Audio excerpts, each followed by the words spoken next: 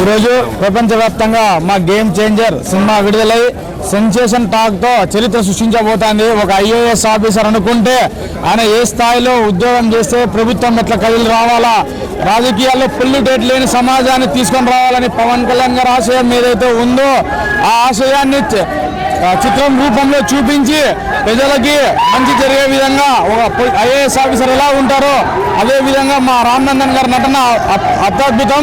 అప్పన్న గారి క్యారెక్టర్ తీసుకుంటే రాజకీయాల్లో ఎలాగ ముందుకు పోవాలా, దానిని ఎట్లా తిప్పికొట్టే కుట్రలు ఎట్లా ఉంటాయని చెప్పి కట్టినట్టుగా చూపించారు శంకర్ గారు.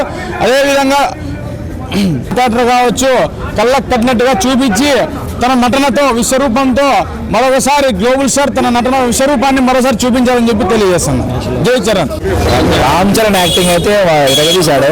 ప్రజెంట్ జనరేషన్లో చరణ్ కొట్టే యాక్టర్ మరి అంటూ పోలేడు. మెగాస్టార్ నిజమైన నటవారు చూడండి అంటే అది రామ్ చరణ్ మాత్రమే.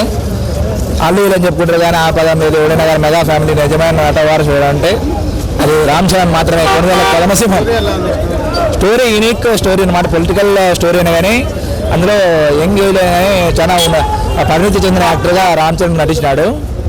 సూపర్ స్టోరీ, సాంగ్స్ అన్నీ సూపర్గా ఉన్నాయి. రామ్ చరణ్ చాలా మెచ్యూర్డ్ యాక్టింగ్ చేసినాడు. First watch and